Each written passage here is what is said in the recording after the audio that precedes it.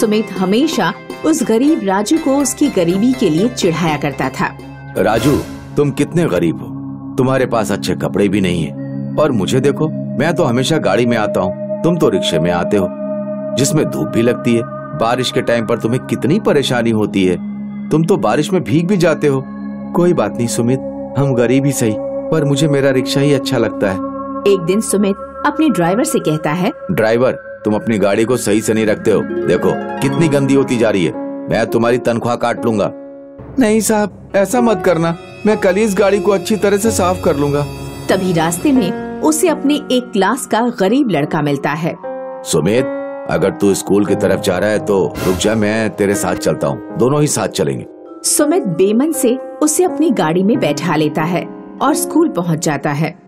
जब वह वापस आता है तो वह अपने ड्राइवर से कहता है, ड्राइवर, मैं नहीं चाहता कि कोई भी मेरी गाड़ी में आकर बैठे, वो मेरे लेवल का नहीं है, उसके पापा मेरे पापा के बराबर के बिजनेसमैन नहीं है, इसीलिए तुम इसे घर जाकर अच्छी तरह से साफ कर लेना और ये सीट भी बदल देना। पता नहीं इतने छोटे लोग मेरी सीट पर कैसे बैठ जाते हैं। ठीक है मालिक। वह गाड़ी को ठीक कर लेता है और साफ भी करवा देता है। घर जाकर सुमित अपनी मम्मी से कहता है, मम्मी, आज वो नरेश मिला था, जबरदस्ती मेरी गाड़ी में बैठ गया, मुझे वो बिल्कुल भी पसंद नहीं है, मैंने गाड़ी की सीट ही बदलवा दी। तुमने तो ये बहुत अच्छा किया, इन लोगों से दूरी बनाकर ही रखा करो, वो हमारे लेवल के नहीं है।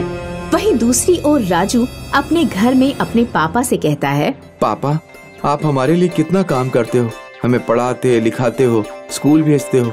हाँ बेटा, ये सब हम तुम्हारे लिए ही तो करते हैं, तुम पढ़ लिख जाओगे, एक अच्छे इंसान बन जाओगे, पर कभी भी अपने अंदर घमंड मत आने देना, हमें दूसरों की मदद करना यही सच्ची इंसानियत है। पर पापा, कुछ लोग तो इतने अमीर होते हैं कि उन्हें किसी भी चीज की कमी नहीं होती। हाँ, उन्हें किसी चीज की कमी नहीं होती, पर उन्हें उस चीज की कदर भी नहीं होती। एक बात हमेशा याद रखना, कोई भी हो, चाहे वो अमीर हो या गरीब, हमें सबकी मदद करनी चाहिए। मदद करते वक्त ये नहीं देखना चाहिए कि वो अमीर है या गरीब। ठीक है पापा, मैं हमेशा इस बात का ध्यान रखूंगा। एक बार सुमित अपनी मोटर कार में स्कूल जा रहा था, तभी राजू भी अपने रिक्शे में स्कूल जा रहा था। सुमित को राजू को देखकर गुस्सा आया कि एक गरीब लड़का उसके बराबर में चल रहा है। सुमित ने अपने ड्राइवर से कहा, ड्राइवर, जरा गाड़ी तेज चलाओ, और तेज चलाओ।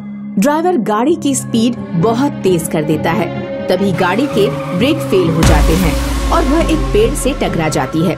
सुमित को चोट लगती है और उसके सिर से बहुत खून बहने लग जाता है। तभी राजू घटना स्थल पर अपने रिक्शे द्वारा पहुंच जाता है।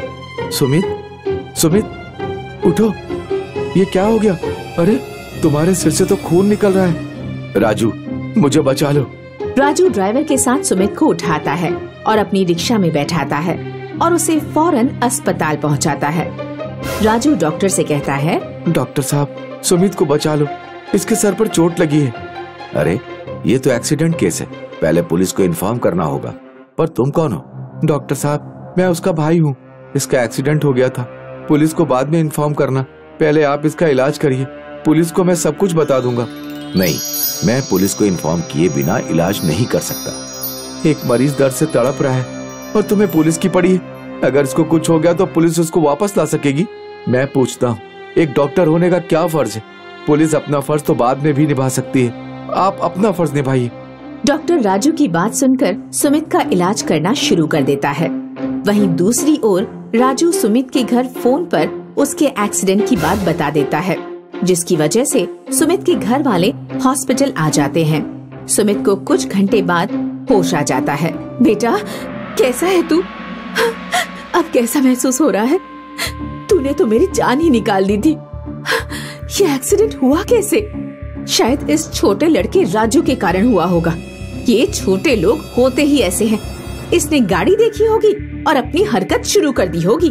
नहीं माँ, आज मैं जिंदा हूँ तो सिर्फ और सिर्फ राजू के कारण। अगर ये ना होता तो मैं वहाँ पर खून में लथपथ पड़ा हुआ होता। इसने अपने रिक्शे में मुझे समय पर अस्पताल पहुँचाया और मेरी जान बचाई, यहाँ तक कि ये मेरे लिए डॉक्टर से भी लड़ पड़ा। राजू, मुझे माफ कर दो, मैंने बिना सोचे समझे तुम्हें बहुत कुछ कहा। आज मेरे बेटे की जान सिर्फ और सिर्फ तुम्हारी वजह से बची है। तुमने अमीरी गरीबी का रिश्ता ना रखकर एक इंसानियत का रिश्ता रखा और मैंने हमेशा अमीरी गरीबी का रिश्ता रखा। मुझे माफ कर दो राजू। हाँ राजू, हम अपने किए पर बहुत शर्मिंदा है। हमेशा हमने तुम्हारे सामने तुम्हारी गरीबी का एहसास दिलाया और अपनी अमीरी का घमंड किया। आज हमें अपनी गलती का एहसास है। मैं समझ चुका हूँ कि अमीरी गरीबी से बड़ी इंसानियत होती है। तुमने इंसानियत के नाते मेरी जान बचाई। तुम चाहते तो मेरे द्वारा किए गए दुर्व्यवहार के कारण मेरी जान भी ना बचाते और मुझे ऐसे ही छोड़कर चले जाते। तुम्हारा बहुत बहुत धन्यवाद राजू। धन्यवाद की जरूरत नहीं है, ये तो मेरा फर्ज था। मेरे बाबा ने मुझे हमेशा दूसरों की मदद करना सिखाया है, अमीरी गरीबी नहीं सिखाई। अमीरी गरीबी तो अपने नसीब से होती है, पर इंसानियत हर इंसान के अंदर होनी चाहिए। इंसानियत के बलबूते पर ही इंसान बड़ा और छोटा होता है। अब राजू और सुमित बहुत अच्छे दोस्त बन गए थे। एक साथ स्कूल जाते और एक साथ ही रहा करते थे। अब उन दोनों के बीच में अमीरी गरीबी का भेद नहीं था।